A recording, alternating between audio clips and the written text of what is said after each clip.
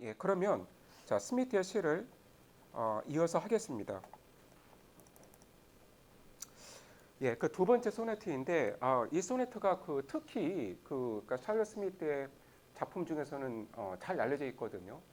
당대에도 그 상당히 그 많은 독자들이 이 소네트에 이제 관심을 보여서 제가 이따 보여드리겠지만 그 예, 일러스트레이션도 있습니다. 그러니까 이 소네트의 그 묘사된 풍경을 묘사한 그림도 있는데 자, 근데 이 소네트가 좀 그 이 신텍스가 좀 복잡하죠. 그래서 제가 다시 설명을 예, 할게요. 그래서 여러분 그 이게 굉장히 그 긴 질문이에요. 그러니까 하나, 둘, 셋, 넷, 다섯, 여섯, 일곱, 여덟, 예, 무려 8행에 이르는 질문이죠. 그래서 이 8행 전체가 지금 하나의 문장인 거예요. 예, 그래서 그 점을 염두에 두시고요. 그리고 이제 solitary wretch. 그러니까 지금 그 wretch라는 그 표현을 쓰는 거에서 이미 그 이 시적 화자가 이 소리가 무슨 소리죠, 그런데 어디서 나는 거지?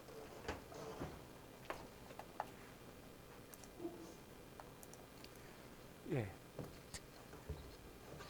그러니까 이 wretch라는 그 표현을 쓰는 거에서 그러니까 지금 그 이 시적 화자가 이 광인에게 심퍼티를 지금 그 느끼고 있는 거죠.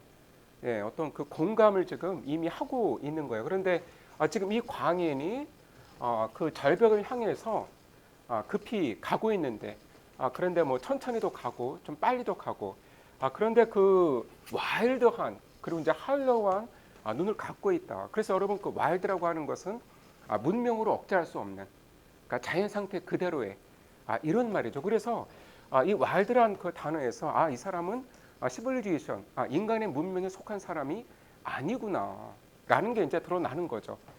이렇게 와일드한 눈으로 쳐다보면서 그러니까 메조링 그 절벽의 그 밑에서 철석이는 그 파도로부터 얼마나 떨어져 있는지를 재고했다라는 거죠. 예, 참 여러 가지를 그 동시에 이 광인이 지금 하고 있는데 또 그 후, 그러니까 여기서 이제 문장을 안 끝내고 또 후로 예, 덧붙인 거예요.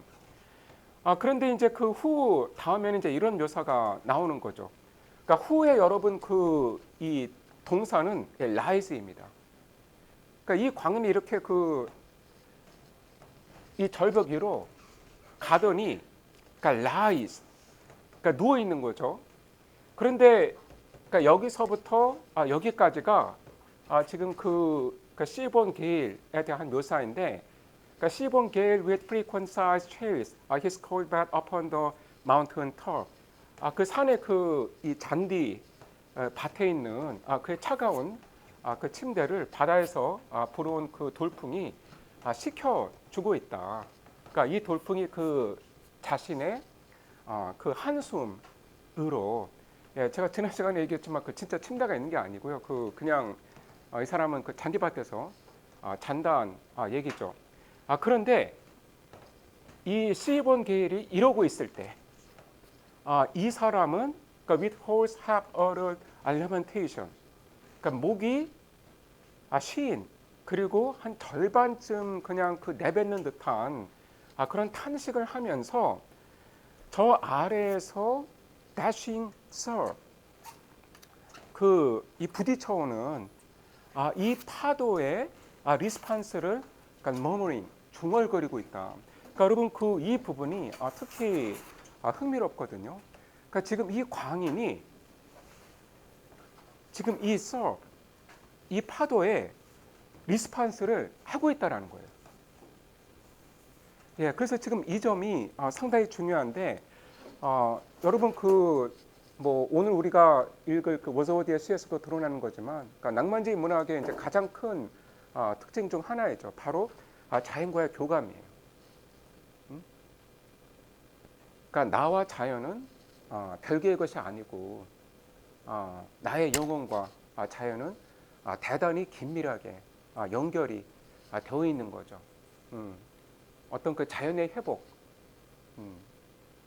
어떤 자연과의 커뮤니케이션, 자연과의 그 어떤 합일된 삶, 이런 게 그 낭만주의 문학에서 계속 등장을 하고 워서디의 시에서도 두드러지는데 그러니까 사실 여기에도 이제 그게 나타나는 거예요. 이 광인은 비록 그 문명에서는 소외가 된 사람이지만 자연과는 교감을 하는 그런 사람으로 묘사가 되고 있습니다. 예. 그러니까 뭐 이 파도에 뭐라고 리스폰스를 하는지는 모르겠지만, 예, 어쨌든 자기만 아는, 예, 또 어떻게 보면 그 파도만 아는 그 리스폰스를 한다라는 거죠. 예, 그래서 그 자연과 그냥 유리된 채 살아가는 사람이 아니라 자연과 대단히 그 긴밀한 관계 속에서 살아가고 있는 사람이다. 이제 그 점이 강조가 되고 있습니다. 예, 그래서 여러분 드디어 그 문장 하나가 끝났습니다.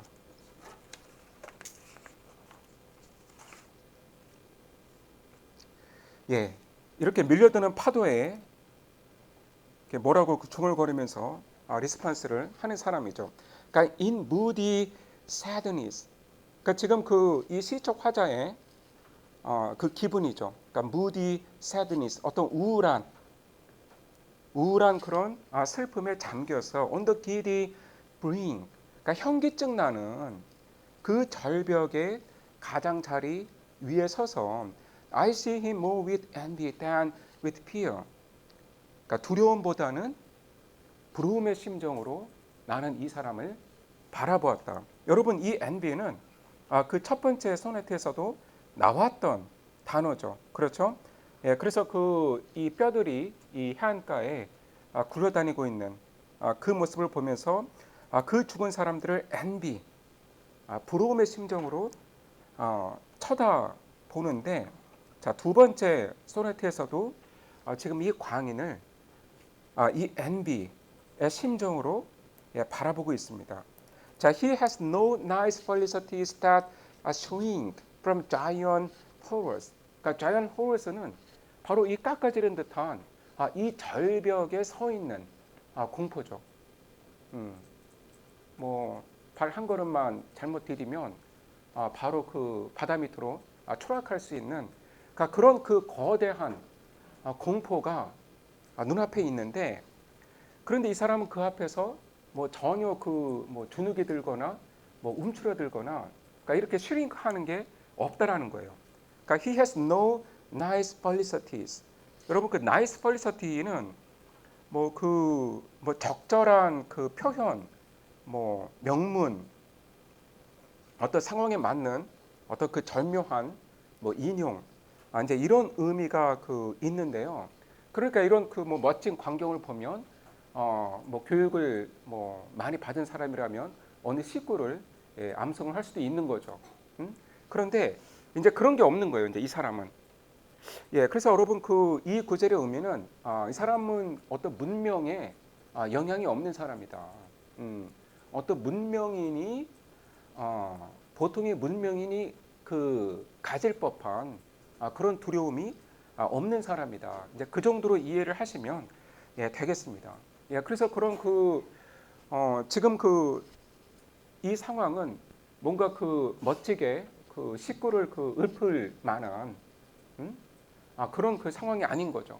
그러니까 딱 보고만 있어도 엄청난 공포가 밀려드는 이제 그런 상황인데, 이 사람은 그런 이 공포 앞에서 전혀 그러니까 슈링크하지 않는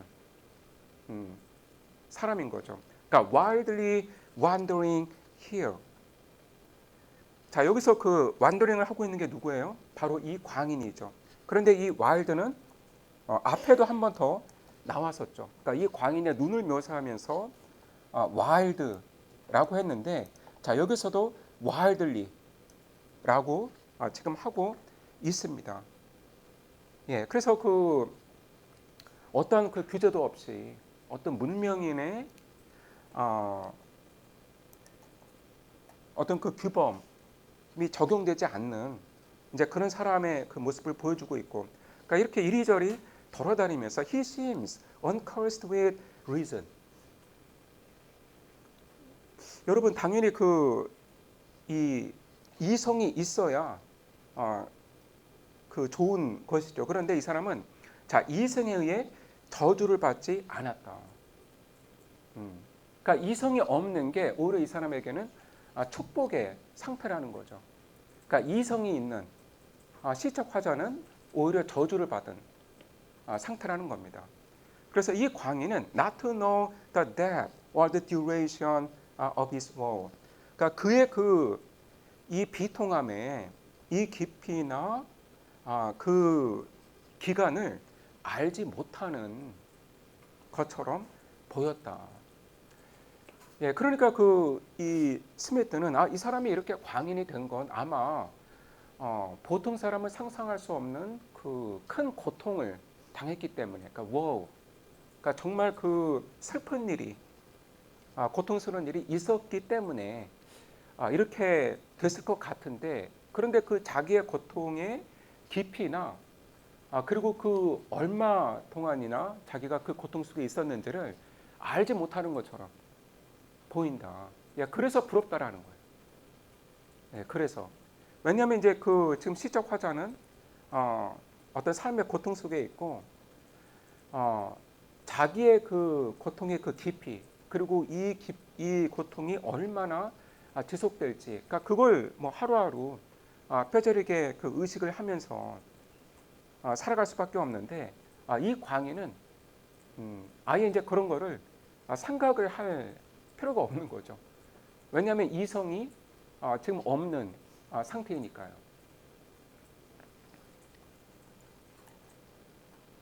예, 여러분 뭐 시 자체는 그렇게 어렵지 않게 이해를 하실 수가 있겠습니다.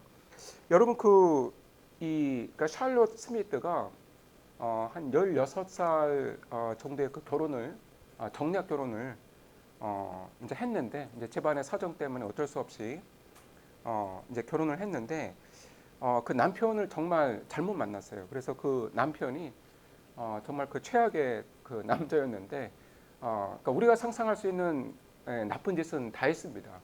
뭐 바람 피우는 건 뭐 당연한 거고 게다가 도박을 해서 많은 빚을 지기도 하고 예, 그래서 그 당시에는 남편이 그 감옥에 들어가면 아내가 같이 들어가서 살았어요. 예, 그래서 그 찰스 스미스가 그 남편을 따라서 감옥에서 몇 개월을 같이 지내기도 하고 그리고 그 남편의 빚쟁이들이 너무 못 살게 보니까 아예 그 프랑스로 도망을 가기도 했었습니다. 예, 그래서 정말 그 고통스러운 결혼 생활을 했고 또 이제 그 와중에 아이는 그 14명이나 낳았다고 합니다. 그 중에서 또 2명은 죽었고요. 예, 뭐 14명을 낳으면 뭐 거의 뭐 한 15년 이상은 그냥 임신과 출산을 반복을 한 거죠.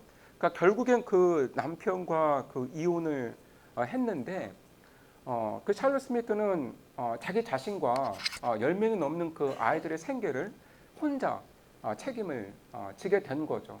예, 그래서 글쓰기에 이제 전념을 할 수밖에 없었고, 예, 다행히 엘리잭 사넷 이 시집이 소위 대박을 이제 치면서 상당한 그 명성을 얻게 되는 거죠. 그런데 그래도 예, 계속해서 글을 쓸 수밖에 없었습니다. 그러니까 본인의 그 말에 따르면 나는 그 체인으로 사슬로 내 다리를 의자에 묶어놨다.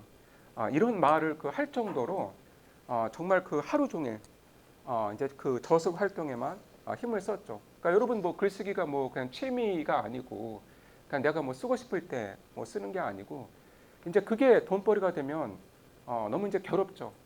하루 종일 이제 그 작업만 해야 된다는 게 굉장히 체력적으로 힘들죠.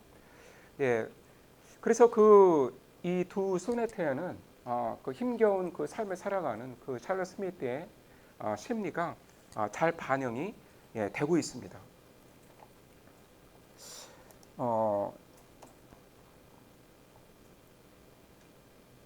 예, 잠시만요, 여러분. 내가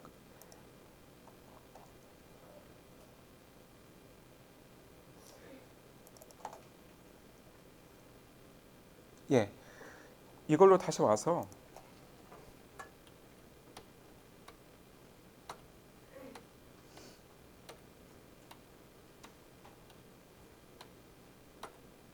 예, 여러분 그 On Being Caution 이 작품은 그 셰익스피어리언 소네트라고 제가 설명을 드렸고요. 자, 그 다음에 그 사넛 리바이벌 바로 그 이 샬럿 스미스의 이제 시를 오늘날 이제 읽는 이제 큰 이유 중에 하나인데 바로 그 샬럿 스미스가 사넛 리바이벌 이라고 하는 이 문학적 현상을 일으키는 것이죠. 그러니까 샬럿 스미스의 그 소네트들이 대중적으로 큰 인기를 얻으면서 그때까지는 소외되어 있던 그러니까 이 소네트라고 하는 장르가 부활했다라는 거예요.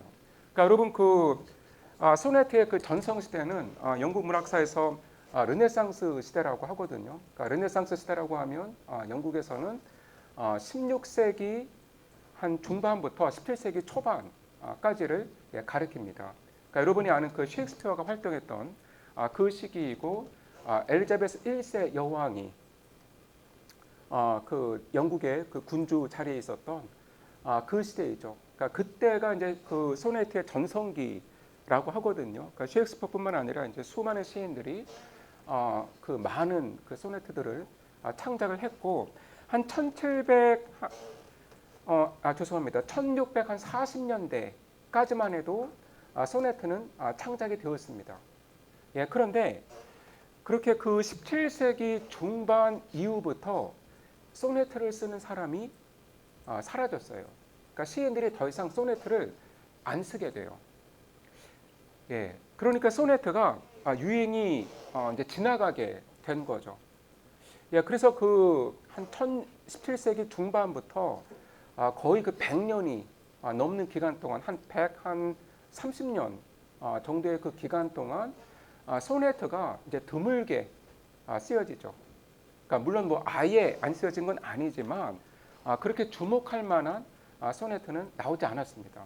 그러니까 독자들도 소네트에 별 관심이 없었고요. 그런데 이 샬럿 스미스의 그 이 시집이 큰 인기를 끌면서 소네트가 이 문학 시장의 전면에 다시 등장을 하게 된 거예요. 예, 그리고 이 샬럿 스미스의 그 성공을 보게 된 동시대 다른 작가들도 거의 대부분 경쟁적으로 이 소네트를 쓰게 되면서 소네트가 문학 장르로서 화려하게 부활을 하게 된 것이죠. 그러니까 샬럿 스미스의 뒤를 이어서 워즈워드 콜리지가 훌륭한 소네트들을 썼고 그리고 그 다음 세대에는 키츠와 셸리가 또 많은 소네트들을 썼습니다. 예, 그래서 그 이 낭만주의 시기에 이렇게 소네트가 어떤 주된 문학 장르가 된 것은 그러니까 샬럿 스미스 덕분이다라는 거예요. 예, 스미스가 이 소네트를 화려하게 이제 부활을 시킨 거죠. 그리고 자 스미스의 그 소네트는 그 이전의 소네트와는 상당히 달랐어요. 예. 그러니까 그 이전의 이제 소네트들은 뭐 이제 정치적인 주제도 있고, 그리고 사회적인 주제도 있고, 그리고 이제 뭐 그 이제 셰익스피어나 이제 그 이제 동시대 작가들의 소네트를 보면 그 연인에 대한 사랑을 표현한 이제 그런 작품들이 많이 있죠. 여러분 원래 그 소네트는 연애시로 출발한 시입니다. 그러니까 원래는 연애시로 쓰여진 것이다. 그러니까 페트라르카가 그 자기가 사랑하는 그 여인이었던 그 로라라고 하는 그 여성에 대한 사랑을 이제 시로 쓴 게 그게 바로 이제 소네트입니다. 그래서 소네트는 태생적으로 그러니까 러브 포엠, 연애 시였고 그 르네상스 시대 때도 이제 많은 그 시인들이 이제 연애 시로 이제 소네트를 썼죠. 그런데 자 스미스는 어떻게 했어요? Influential refashioning of the sonnet as a medium of mournful feeling. 자기의 그 슬픈 감정, 그러니까 자기의 그 주관적인 이 경험, 느낌, 이거를 소네트에 절절하게 표현을 했다라는 것이죠. 예, 그래서 그 소네트가 예전과는 다른 방식으로 지금 이용이 된 것이고, 이렇게 그 소네트를 자기의 어떤 그 주관적 경험, 어떤 개인적인 그 감상, 느낌 이런 거의 그 표현 수단으로 쓴 것이 거의 모든 그 동시대 시인들에게 깊은 영향을 끼쳤습니다. 예, 그래서 여러분 그 이 소네트는 낭만주의 시대뿐만 아니라 이제 빅토리아 시대 때도 계속해서 쓰여지고 이제 지금도 쓰여지고 있죠. 예, 그런데 왜 그 이 당시에 소네트가 이렇게 큰 인기를 끌었을까? 그러니까 이게 그 약간 이해가 안 갈 수도 있어요. 왜 그러냐면 보통 그 로맨틱 에이지 그 낭만주의 시대라고 하면 이 시대는 그 어떤 스프레드 오브 리버티 어떤 자유의 영혼이 그 자유의 그 분위기가 충만하던 그런 시대였는데 왜 이런 그 소네트 같은 아주 그 딱 정해진 형식을 갖고 있는 시에 시인들과 독자들이 열광을 했을까? 그러니까 이거는 그 딱 라임 스킴도 정해져 있고 형식도 정해져 있고, 그러니까 상당히 그 자유롭게 쓸 수가 없는 시잖아요. 그러니까 정해진 형식을 충실하게 따라야 하는 그런 시인데, 그러니까 오히려 그러니까 자유를 중시하는 그런 시인들이라면 오히려 이런 그 형식의 틀에 구애받지 않고 그냥 자유롭게 뭐 행의 길이도 뭐 들쭉날쭉 자유롭게 쓰는 걸 좋아했을 것 같은데 왜 그 이 시대 시인들이 이렇게 소네트를 좋아했을까? 자, 그것은 이제 이 부분 보시면, 그러니까 이거는 제가 그 어느 그 이제 전문 비평가의 말을 인용을 한 건데, The sonnet's comparison could release the essence of a thought, feeling, or situation, and the formal variations possible within its structure gave opportunities for shaping an idea in new ideas. 그러니까 소네트는 보면 어떤 생각을 압축적으로, 그러니까 시인의 그 어떤 생각과 감정을 압축적으로 표현을 할 수 있고 상당한 그 훈련이 필요한 시 장르입니다. 예, 그냥 아무나 쓸 수가 없어요. 그러니까 시인으로서 상당한 훈련을 거쳐야만 능숙하게 쓸 수 있는 것이 바로 소네트이죠. 예, 그래서 그 이 낭만주의 시대 시인들은 이렇게 소네트가 자기의 생각을 압축적으로, 그러니까 자기 생각의 그 에센스를 상당히 그 정교한 방식으로 표현할 수 있는 거에 매혹이 되었다.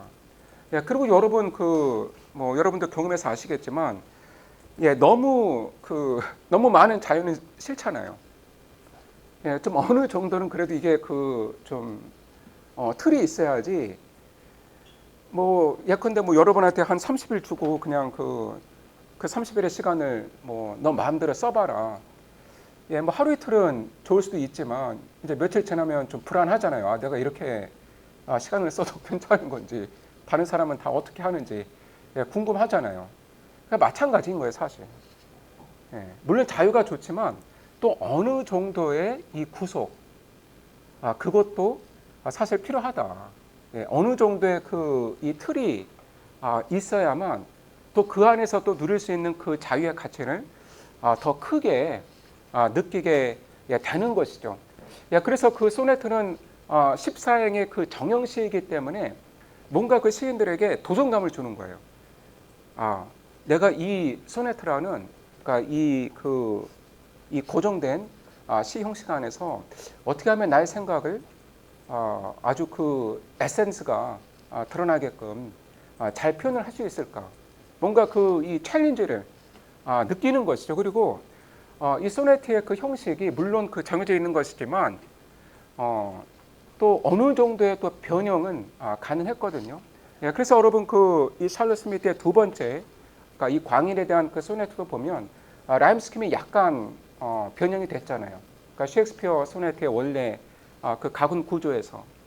그래서 그 어느 정도는 또 베리에이션, 그 변형을 주는 것이 가능했기 때문에 시인들이 이 소네트를 즐겨서 이제 창작을 하게 되는 거죠. 어떤 그 자기가 시인으로서 갖고 있는 능력을 보여주기에 이 소네트는 정말 좋은 도구였던 거죠. 그러니까 여러분 그 이 낭만주의식의 그 유행했던 또 그러니까 시인들끼리의 그 콘테스트가 뭐였냐면 15분 안에 소네트를 짓는 거였어요. 예, 그래서 그 이제 어느 주제가 딱 주어지면 이제 여러 명의 그 시인이 15분 안에 소네트를 창작을 해야 돼요. 그럼 생각해 보면 한 줄당 1분이 걸리는 거죠. 예. 그래서 그 15분이 지난 뒤에 각자가 쓴 그 소네트를 이제 비교를 하면서 누가 뭐 제일 잘 쓴 것 같다 뭐 이제 이런 그 이야기를 하는 거죠. 예, 그래서 이런 콘테스트가 유행을 할 정도로 소네트 쓰기가 그 작가들에게 그 큰 매력을 갖고 있었다라는 거죠. 예, 여러분 혹시 그 뭐 다른 질문 있으신가요? 예, 샬롯 스미스의 그 두 개의 소네트에 대해서 혹시 뭐 더 질문 있으신가요? 제가 이제 이 부분을 이야기를 안 했는데 여러분 그 이 샬롯 스미스의 그 소네트에서 그 시적 화자가 그러니까 스미스 자신이라는 데는 뭐 우리가 의심의 여지가 없죠. 예, 당연히 그러니까 스미스 자신이 이 시의 그 스피커이죠. 예, 그런데 뭐 제가 이제 예전에 얘기했지만 모든 그 시에서 그러니까 모든 서정시에서 시적 화자가 시인과 동일시 되는 것은 아닙니다. 예, 우리가 이제 나중에 그 빅토리아 시대의 그 드라마틱 모놀로그 극적 독백을 읽어보면 알겠지만, 그러니까 이렇게 그 시적 화자와 시인 자신을 지나치게 그 동일시하는 그런 경향에 대한 반발도 빅토리아 시대에 나타납니다. 예, 그런데 그 특히 낭만주의 시대 때는 이렇게 그 서정시의 화자와 이 시인 자신이 일치가 되는 이제 그런 경우가 많았습니다. 그래서 시가 상당히 주관적이 되는 거죠.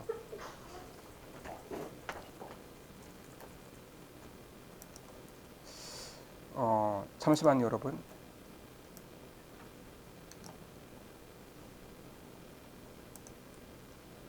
예, 이 시의 그 일러스트레이션을 제가 보여드리겠다고 했었는데,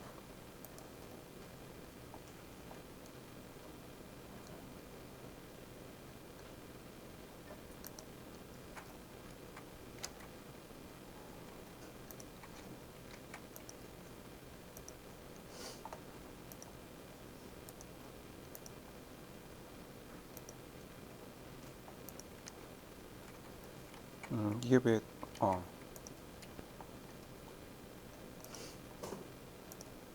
예, 죄송합니다. 예, 잘 안 되네요.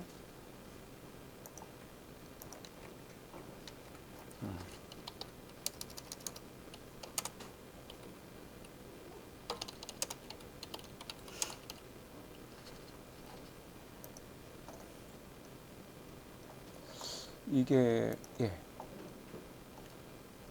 예, 여기 있네요.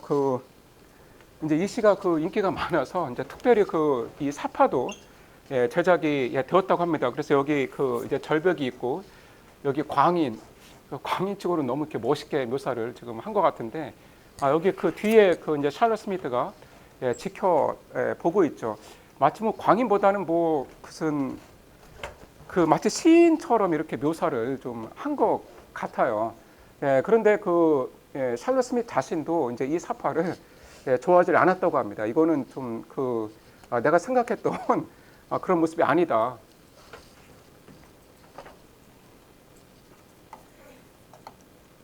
자, 여러분 그러면 그 워즈워드의 시로 넘어가겠습니다. 자, 우리가 그 워즈워드의 시를 두 편 읽는데, 자, 두 편 모두에서 핵심 주제는 자연이에요. 예, 그래서 그 우리 자신과 자연의 관계를 어떻게 이해를 할 것인가, 자연은 우리에게 뭔가, 이제 그 질문을 워스워드가 하고 있습니다.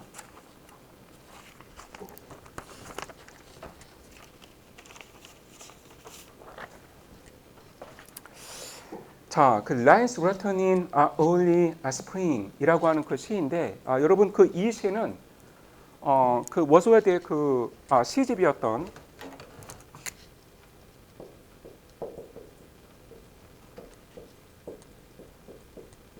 Lyrical Ballads라고 하는 이제 이 책에서 나왔습니다. 이게 이제 1798년.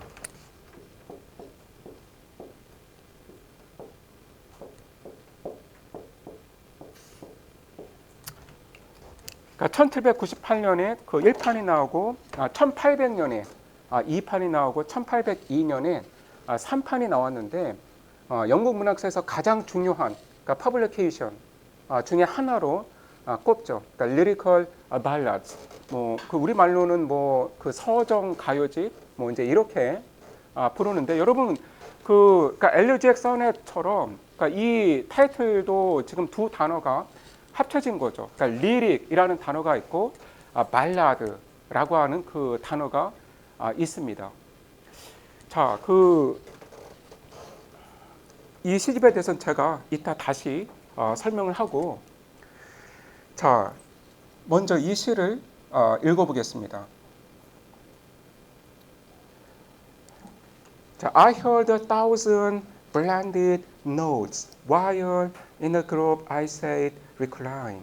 In that sweet mood, when pleasant thoughts bring sad thoughts to the mind. To a fair works did nature link the human soul that through me ran, and much it grieved my heart to think what man has made of man. To the primrose tops in that green bower, the periwinkle trail its weeds, and 'tis my fate that every flower enjoys the air it breathes. The birds around me harped and played, their thoughts I cannot measure, but the least motion which they made it seemed a thrill of pleasure. The budding twigs spread out their fan to catch the breezy air, and I must think, do all I can, that there was pleasure there. If this belief from heaven be sent, if such be nature's holy plan, have I not reason to lament what man has made of man? 예, 이제 유튜브에서도 그 낭송이 많이 있는 이제 상당히 잘 알려진 시인데 그렇게 내용이 어려운 시는 아닙니다. 예, 다시 처음부터 보도록 하겠습니다. 자, 지금 그 워스워드가 어느 이 숲을 안에 앉아서 지금 명상을 하고 있는 거죠. 그러니까 시기는 early spring, 이른 봄이죠. I heard a thousand blended notes. 그러니까 1000개의, 정확히 1000개는 아니겠지만 어쨌든 그 수많은 그 뒤섞인, 그러니까 blended, 서로 뒤섞인 그 가락을 들었다. 그러니까 숲을 안에 가만히 앉아 있으니까 정말 그 사방에서 온갖 소리가 들려오는 거죠. 그러니까 while in a grove I sat recline. 그러니까 그 작은 그 숲에서 그러니까 recline, 나무에 그 등을 대고 앉아 있는 거죠. 그러니까 in that sweet mood, 그 달콤한 그 기분에 젖어서. 그러니까 when pleasant thoughts bring sad thoughts to the mind. 그런데 처음에는 이렇게 그러니까 pleasant thought, 그 즐거운 그 생각들로 넘쳐났는데 이게 이내 그러니까 sad thoughts, 슬픈 생각을 내 마음에 가져왔다라는 거죠. 자, 그 두 번째 스탠자 보시면 그러니까 to her fair works did nature link the human soul that through me ran. 예, 어떻게 보면 이제 이게 이 두 구절이 이 시의 그 핵심이라고 할 수가 있을 것 같은데요. 이걸 하이라이트를 하려면 어떻게 되지? 어쨌든 이 두 구절은 이제 하이라이트를 하시고요. 이 시인의 그 핵심적인 아이디어가 이제 드러난 구절이라고 할 수가 있겠습니다. 그래서 여러분 이 nature가 여기서 지금 주어이죠. 그래서 nature did link. 그다음에 the human soul that through me ran to her fair works. 이렇게 되는 거예요. 신텍스는 이해가 되시죠? 그래서 nature가 주어이고 link가 동사이죠. 그리고 이 link가 나를 통해 흐르는 인간의 영혼을 그 자연의 아름다운 작품들의 링크, 연결을 시켰다라는 거죠. 예, 다시 해석을 하면, 그러니까 자연이, 그러니까 여러분 이 n이 지금 대문자로 나와 있잖아요. 그러니까 이 자연이 내 몸속을 흐르는 그 인간의 영혼을 그 자연의 아름다운 작품들의 연결을 시켰다라는 거죠. 그래서 여러분 그러니까 이 링크에 대한 그 의식이 낭만주의 문학에서 아주 강하게 나타나는 거죠. 그러니까 이거는 뭐 워즈워드의 시뿐만 아니라 다른 시들에서도 흔하게 볼 수가 있습니다. 예, 그러니까 우리의 영혼이, 우리의 내면이 이 아름다운 그 자연 세계와 링크가 되어 있다라는 거예요. 그리고 and much it grieved my heart to think what man has made of man. 이제 이렇게 말을 하는데요. 자, 그런데 그러니까 what man has made of man. 자, 이 말의 그 의미는 그러니까 what man has done to his fellows. 뭐 이 정도로 이해를 하시면 됩니다. 그러니까 what man has done to his fellows. 인간이 동료 인간들에게 무슨 짓을 한 건가? 그러니까 인간이 같은 인간을 대체 어떤 꼴로 만들어 놓은 건가? 그러니까 인간이 인간에게 너무 몹쓸 짓을 많이 했다라는 거예요. 그래서 이거를 생각하면 much it grieved my heart to think. 그러니까 인간이 같은 인간에게 어떤 짓을 했는지를 생각하면 내 마음이 너무 아프다. 예, 그래서 여러분 여기서 드러나는 생각이 뭘까요? 어떤 인간과 인간 사이에 이렇게 분열과 갈등이 끊임없이 일어나는 것. 인간이 인간에게 정말 이 몹쓸 짓을 계속 하게 되는 것. 그러니까 폭력을 행사하고 탄압을 하고 차별을 하고, 그러니까 이런 그 인간들끼리의 모든 그 분열, 갈등 이런 것들이 근본적인 원인은 뭐예요? 자연으로부터 유래되었기 때문에 그런 거예요. 사람들이 자연으로부터 떨어지면서 어떤 자연과의 그 링크를 잃어버리면서 사람들이 서로 폭력을 행사하고 그러니까 끔찍한 짓을 저지르게 된 거죠. 예, 그래서 인간성을 회복하기 위해서는 먼저 무엇이 이루어져야 하는 거죠?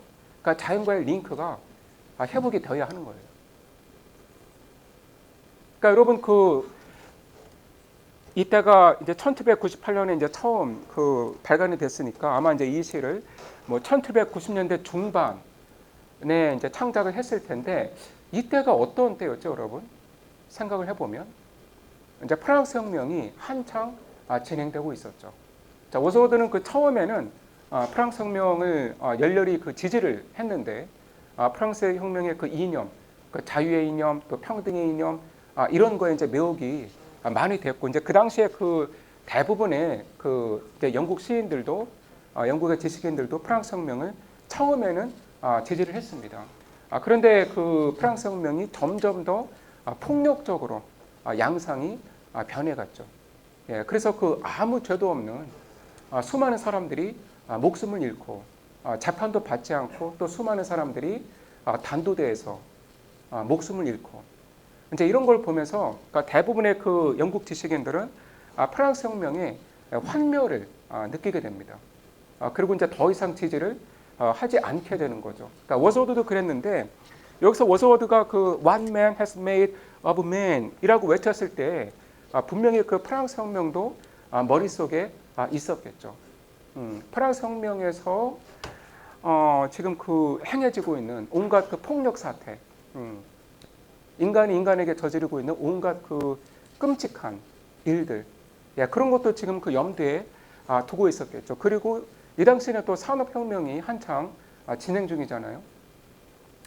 그러니까 우리가 이제 나중에 또 주제를 다룰 텐데, 그러니까 이 산업혁명이 진행이 되면서 수많은 사람들이 그 도시로 몰려들고 그리고 그 어린이들의 그 노동 착취, 음, 그러니까 수많은 그 노동자들이 이제 너무나 그 비위생적이고 위험한 환경에서 일을 하고 있고 그리고 또 10살도 안 된 어린이들이 하루에 뭐 10시간 이상씩 공장에서 또 탄광에서 일을 하고 그러니까 그런 상황이 이제 벌어지고 있었던 거죠. 예, 그래서 아마 그러니까 one man has made of man 이제 워서드의 마음속에는 어떤 산업화가 지금 그 일으키고 있는 여러 가지 그 폐해들 그리고 이제 프랑스 혁명의 그 폭력 이러한 것들이 그 마음속에 있었을 텐데 그러니까 근본적인 이유는 결국 그 인간의 그 정신이 자연과의 그 링크를 잃어버린 거죠. 예, 그러니까 이거는 정말 우리가 이제 생각하지 못한 그런 아이디어일 수도 있는데 이제 여러분은 자연을 어떻게 생각하시나요? 사실 지금 서울에서는 이 와일드한 상태의 자연을 우리가 만날 수가 없죠. 그러니까 그런 자연을 만나기가 어려워요. 예. 그러니까 지금 그 서울 안에 있는 이 자연은 그러니까 원래 그들의 모습의 자연이라기보다는 이제 우리가 어느 정도 다듬은 그러니까 인공적으로 좀 그 정리를 한 그런 자연이죠. 여러분 요즘 산에 올라가면 거의 산 봉우리까지 다 이렇게 계단이 설치가 되어 있잖아요. 물론 그 계단 올라가기도 뭐 쉽지는 않지만 그러니까 어느 정도 다 그 인공의 그 손길을 거친 이제 그러한 그 자연이죠. 그래서 이제 사람들이 뭐 어디 이제 여행 가서 이제 아름다운 풍경을 본다고 하면 이제 가장 많이 하는 말이 그러니까 힐링이에요. 그러니까 이제 도시에서 지친 어떤 나의 그 몸과 마음을 좀 쉬게 하고 싶다. 예, 그래서 그 아름다운 그 자연의 풍경을 보면서 힐링을 하고 싶다. 그런데 이제 어떻게 보면 사실 그것도 자연을 이제 도구적으로 보는 것이거든요. 그러니까 자연을 나에게 힐링을 주는 도구로 생각을 하는 것이죠. 어떤 그 자연 그 자체의 그 가치를 존중하다기보다는 그러니까 일에 지친 그 나의 몸과 마음을 쉬게 해주는 장소.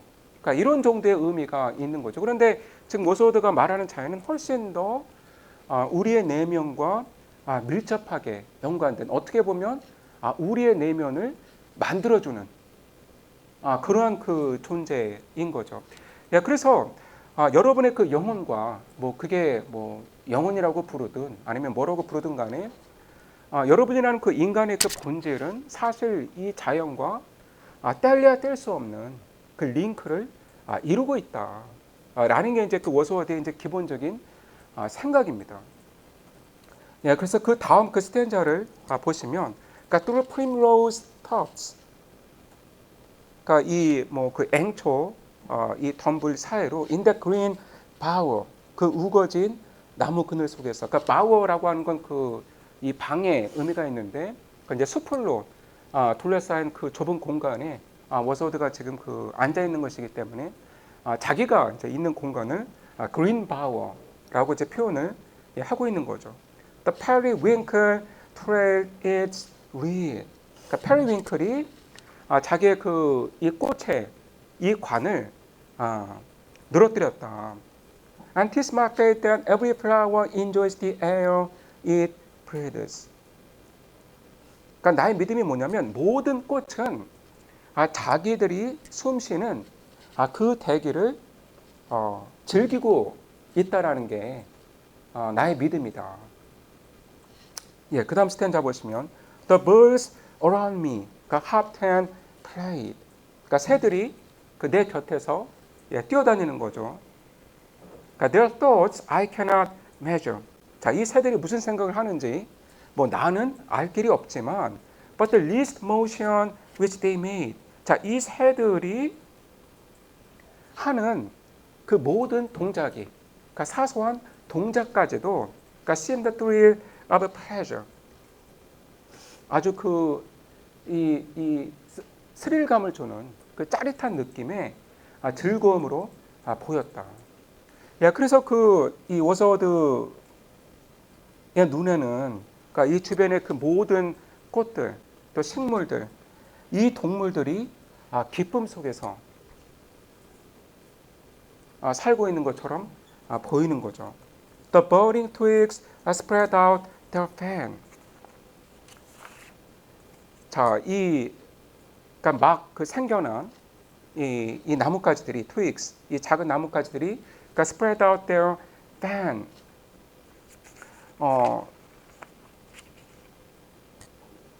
그 이렇게 나뭇가지들이 이제 엉키면서 그러니까 팬처럼 이 부채의 그 모양을 하고 있는 거죠. To catch the breezy air.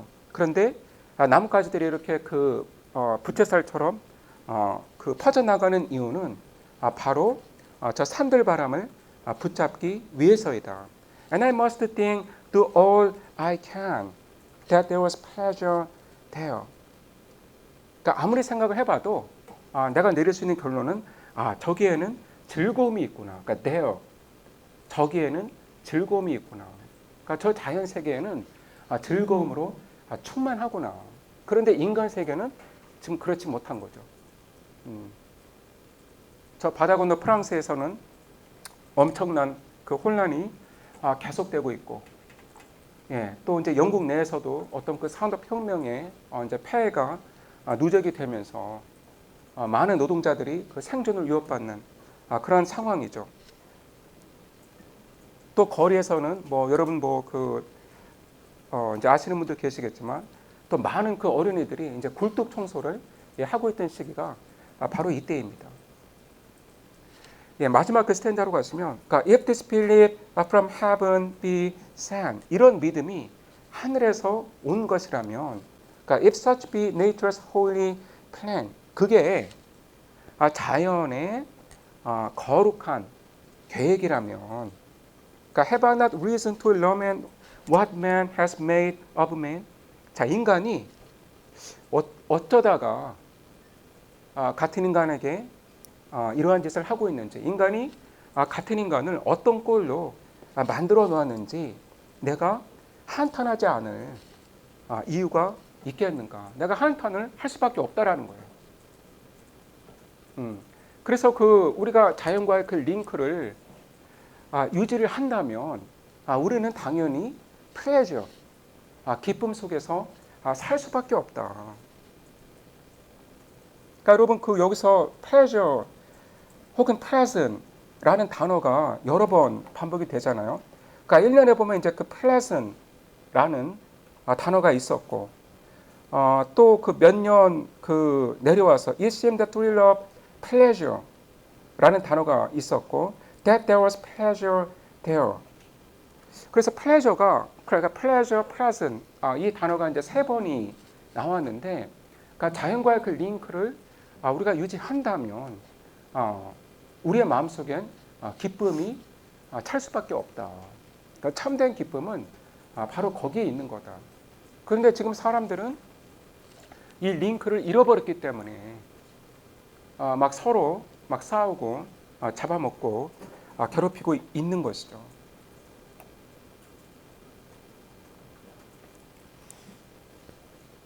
여러분 제가 한 2, 3분 드릴 테니까 이 시를 좀 다시 읽어보시면서 정리를 해보시기 바랍니다.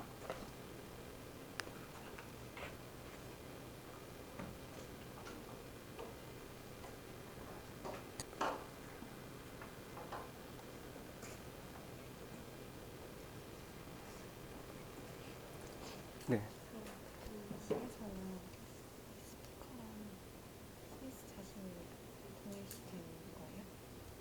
그 소네트 두 편에서 이 시도 마찬가지죠. 이 시도 마찬가지죠.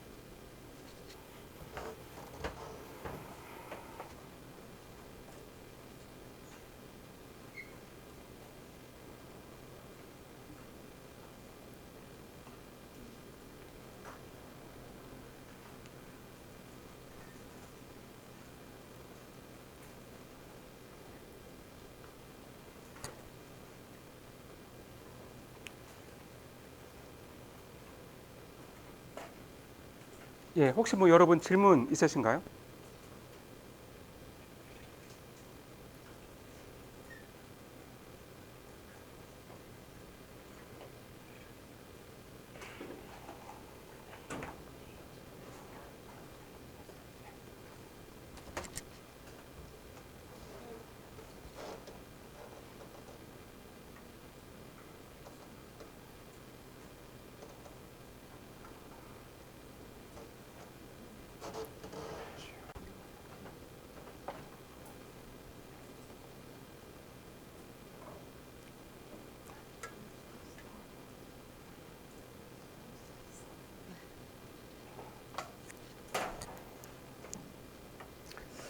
예, 뭐 이 시에서도 그 뭐 워저드 자신이 이제 시적 화자로 나타나고 있고요. 예, 여러분 혹시 뭐 이 시에 대한 의견 있으신가요? 그 워저드의 그 생각에 대한 뭐 의견.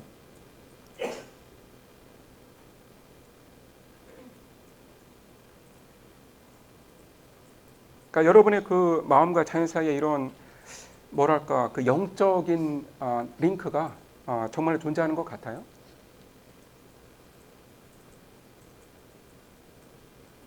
아니면 뭐 있든 없든 별 나한테는 상관이 없다라고 뭐 생각을 하시나요?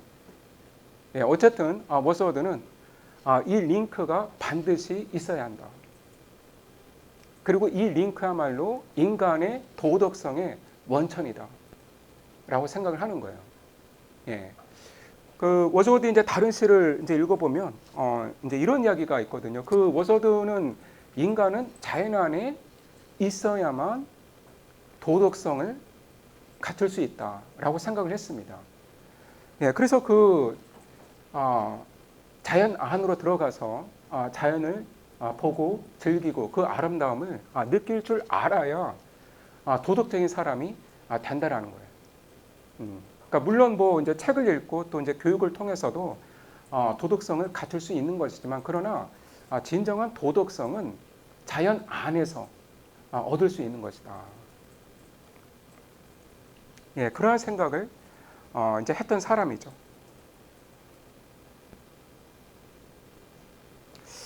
자, 여러분 그 한 15분 그 정도가 남아 있는데 그 이제 워서드의 이제 다른 작품으로 그 Resolution and Independence라고 하는 작품을 읽을 겁니다. 예, 그런데 그 작품이 이제 좀 길기 때문에 다 읽을 건 아니지만 이제 추석 그 끝나고 목요일 수업에 이제 그 작품을 주로 다룰 거고요. 여러분 그 일정을 보시면 24일 9월 24일 화요일에 그 첫 번째 그 퀴즈가 있거든요. 그런데 그 첫 번째 그 퀴즈로 읽어야 할 작품이 바로 이거입니다. 그러니까 에드먼드 버크. 자, 이게 그 프랑스 혁명에 대한 그 논쟁인데, 자, 에드먼드 버크와 버크의 길이 좀 더 길고요. 그 다음에 토마스 페인의 글을 읽을 겁니다. 그러니까 제가 이게 그 노트 엔톨로지를 그 직접 스캔을 한 건데, 여러분 그러니까 여기서부터 그러니까 Reflections on the Revolution in France 이게 그 버크의 그 책의 일부입니다.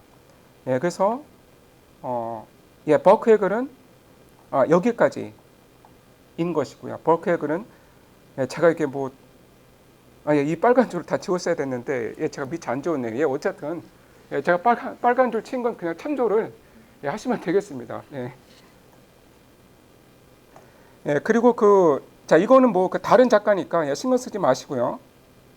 자, 그 토마스 페인의 The Rights of Man 이 에세이의 그 일부를 여기서도 막 마크를 했는데 예, 그냥 그 참조하시면 됩니다. 예, 여기까지 읽으시면 됩니다.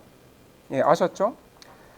자, 그런데 그 학생들이 그 버크의 글이 너무 어렵다라는 얘기를 이제 많이 하거든요. 그리고 이제 그 버크가 산문이 뭐랄까 정말 그 화려해요. 정말 그 엘로퀀트하게 문장을 쓰는 사람이고, 그러니까 영국 문학사에서 산문을 가장 잘 쓴 몇 명의 작가들 중 한 명입니다.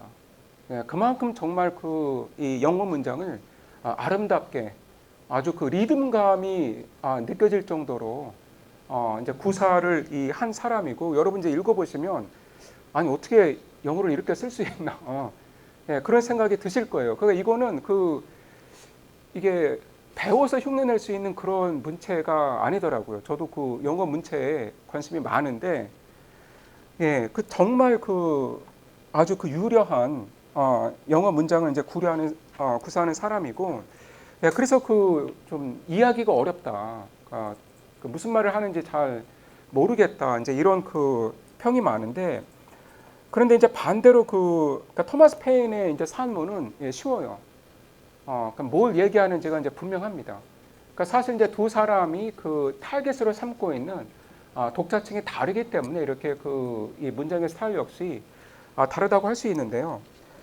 예, 좀 여러분이 읽으시는데 도움이 되라고 제가 이제 몇 가지 이야기를 하겠습니다.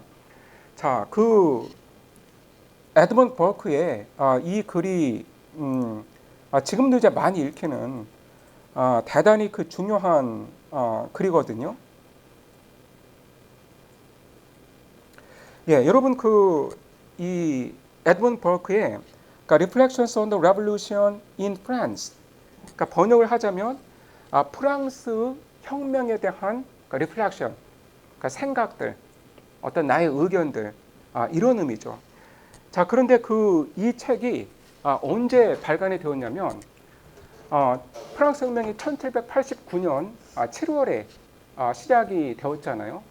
그런데 이 버크의 이 책이 세상에 나온 건 그러니까 1790년 말입니다.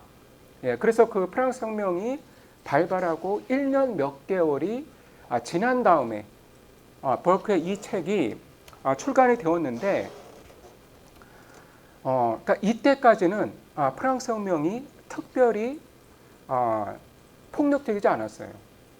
예, 물론 희생자들은 있었지만 대체적으로는 평화롭게 진행이 되고 있었고, 영국의 많은 지식인들이 이 프랑스 혁명을 지지하고 있는 그런 상황이었습니다. 예, 그리고 상당수가 아마 프랑스는 영국의 길을 갈 것이다. 그러니까 영국에서 1680년에 명예혁명, 제가 예전에 설명드렸죠. 그러니까 피 한 방울 흘리지 않고, 그러니까 사실 이건 정확히 맞는 말은 아니었는데, 어쨌든 유혈 사태 없이 국왕이 바뀌었다고 해서 글로리어스 레볼루션, 명예혁명이라고 부르는데, 그런 명예혁명과 비슷한 그 과정이 프랑스에서도 벌어지고 있는 것이다. 이제 그렇게 이제 이해를 했습니다. 예, 그래서 버크가 이 글을 쓰던 당시에는 아직 그렇게 프랑스의 유혈 사태가 크지 않았고, 대체적으로는 순조롭게 평화롭게 진행이 되고 있었죠. 그리고 이제 버크는 원래는 진보적인 지식인으로 예, 알려져 있었습니다. 여러분 버크가 아일랜드 출신이에요. 그러니까 지금의 아일랜드에서 태어나서 더블린에서 대학 교육까지 예, 마친 사람입니다. 그런데 이제 자기 고향을 대표하는 이제 의원으로 이제 영국에 와 있었던 건데, 그런데 프랑스 혁명이 발발한 지 한 1년 몇 개월이 지난 다음에 이제 이 글을 발표를 했는데, 쉽게 말하면 버크는 프랑스 혁명을 격렬하게 비판하고 있습니다. 그러니까 프랑스 혁명을 가리켜서 결코 일어나서는 안 될 일이 지금 프랑스에서 일어나고 있고, 이거는 정말 큰 비극으로 이어질 것이다. 그러면서 왜 자기가 프랑스 혁명에 반대하는지 그 이유를 설명하는데, 자, 버크는 전통과 관습을 대단히 존중하는 사람이에요. 그러니까 전통과 관습을 중요하게 생각하고, 자, 개혁이란 것은 점진적으로 이루어져야 하는 것이지, 그렇게 프랑스 혁명처럼 한꺼번에 모든 것을 뒤집어 엎으려고 해서는 안 된다. 라는 게 이제 버크의 기본적인 생각입니다. 그래서 여러분 읽어보시면 알겠지만, 이노베이션, 그러니까 프랑스 혁명을 이노베이션이라고 지칭을 하는데, 예, 그건 긍정적인 의미가 아니에요. 그러니까 버크는 이노베이션을 긍정적으로 보지 않습니다. 그렇게 그 한꺼번에 많은 것을 바꾸려고 하는 것, 이거는 결코 옳지 못하다. 그러니까 전통과 관습을 존중하면서 잘못된 것들을 개선해 나가면서, 그러니까 improve, 개선해 나가면서 그 후대에 이제 물려주는 이러한 방식으로 역사와 사회가 발전하는 것이지, 그냥 저렇게 그 프랑스 혁명처럼 어떻게 자유가 한 번에 얻어지는 것이냐, 이제 이러한 생각을 하고 있는 거예요. 예, 그래서 여러분 그 에드먼 버크를 오늘날 그 보수주의의 원조라고 하거든요. 그러니까 보수주의를 이론적으로 체계화한 사람이다. 예, 그래서 뭐 우리나라의 이제 그 뭐 이제 보수주의자들도 그렇지만 이 에드먼 버크를 반드시 공부를 하죠. 에드먼 버크의 그 보수주의가 도대체 어떤 것이었나. 그리고 이제 이게 그 한국 사회에 어떻게 뭐 적용이 될 것인가. 이제 그런 논의를 이제 지금도 많이 합니다. 예, 그럼 여러분 그 토마스 페인은 어떤 입장이었을까요? 그 이 에드먼 버크의 이제 이 작품이 나오고 정말 영국의 지식인들이 충격을 받습니다. 왜 그러냐면 이제 그 전까지는 그 버크를 진보적인 지식인으로 그 알고 있었거든요. 그 아일랜드 출신이고 게다가 이 버크는 그 영국이 미국과 그 독립 전쟁을 치를 때 영국에게도 잘못이 있다라는 주장을 했던 사람이에요. 음, 그래서 그 버크가 이렇게 격렬하게 프랑스 혁명을 비판하자 영국의 많은 이 지식인들이 충격을 받았고 정말 그 수많은 사람들이 버크의 이 보수주의를 이 반박하는 그러한 글을 씁니다. 바로 이제 그 중에 한 명이 그 토마스 페인 이었는데, 이 사람은 그 쉽게 말하면 프랑스 혁명은 일어날 수밖에 없는 것이었다. 프랑스 혁명은 반드시 필요한 것이었다. 그러면서 그 혁명의 이념을 적극적으로 옹호를 하고 있습니다. 그리고 이제 그 버크를 향해서는 프랑스의 그 어떤 현실을 너무 무시하고 있다. 이제 이러한 그 비판을 하고 있죠. 그래서 여러분 그 보시면 둘 다 그 나름대로 근거가 있고 설득력이 있다라는 것을 알게 될 거예요. 그러니까 이 버크와 페인의 이 논쟁은 뭐 이제 지금까지도 상당히 그 유효하거든요. 그러니까 우리 사회 그 개혁을 이룰 때 우리가 이제 어떠한 방향으로 가는 것이 옳은가.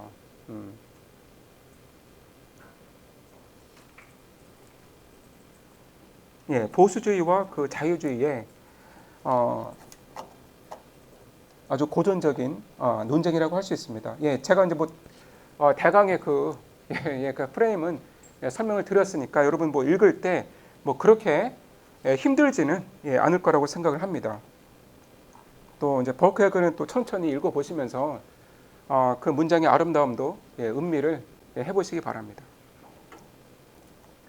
자, 여러분 자, 워스워드의 이제 또 다른 그 작품으로 제가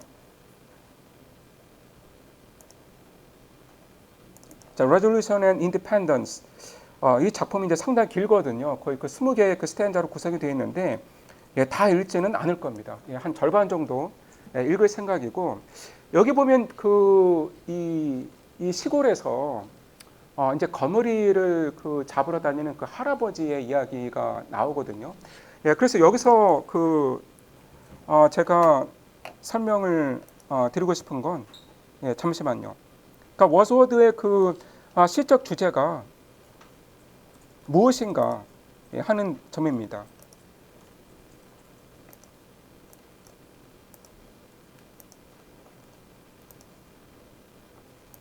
막 온갖 막 이상한 막 광고들이 화면을 채우는데,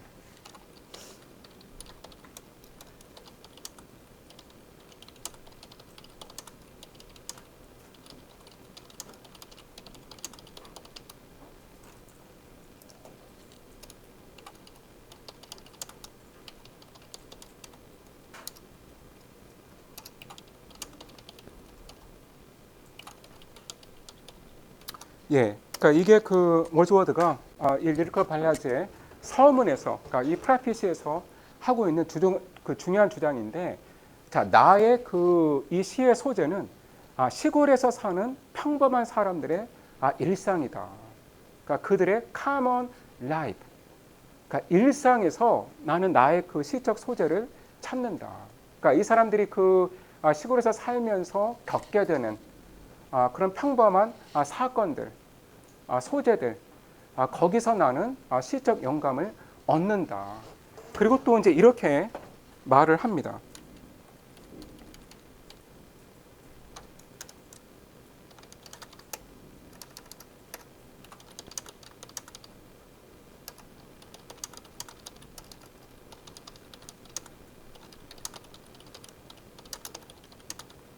그러니까 시의 언어 역시 이 사람들이 실제 생활에서 쓰는 언어로 쓰겠다라는 거죠. 예, 그래서 여러분 그 이게 뭐 지금 생각하면 저게 저렇게 뭐 그 혁명적인 주장인가라고 생각할 수도 있겠지만, 예, 여러분 그 이 18세기 말의 그 상황으로 가서 생각을 해보자면 그 상당히 그 새로운 종류의 시를 천명을 하고 있는 거죠. 그러니까 오늘날 우리는 당연하게 어쩌면 당연하게 생각하고 있는 거를 그 워즈워드가 이제 주장을 하고 있는 거예요. 그러니까 오늘날 우리가 그 이렇게 생각하잖아요. 뭐 꼭 시골은 아니어도 시라고 하는 것은, 그러니까 문학이라고 하는 것은 보통 사람들의 평범한 일상에서 그 소재가 나오는 것이고, 문학의 언어 역시 우리가 일상에서 쓰는 언어와 차이가 없다라는 거죠. 그러니까 우리가 뭐 굳이 그 표현은 하지 않았지만 그냥 당연히 전제로 하고 있는 거예요. 그러니까 보통 사람들의 일상에서 그 소재를 찾고 그 사람들의 언어로 시를 쓰겠다라는 것. 이건 이제 우리가 당연히 오늘날 갖고 있는 문학에 대한 전제인데, 워즈워드가 이제 이거를 그 18세기 말에 표현을 한 것이죠. 예, 그래서 제가 이제 그 이 수업 첫 시간에 얘기한 대로 낭만주의를 거치면서 문학이 모던해지기 시작했다라는 거예요. 문학이 점점 더 그러니까 모더니티, 근대성을 갖추게 되었고, 이제 지금의 그 현대 문학이 만들어진 것이죠.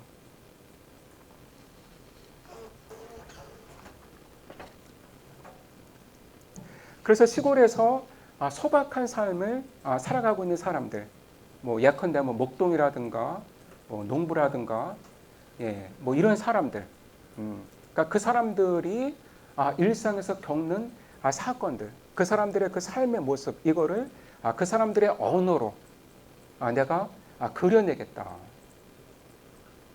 예, 이렇게 천명을 했고, 이게 지금까지도 사실 우리가 문학에 대해 갖고 있는 전제가 되고 있습니다.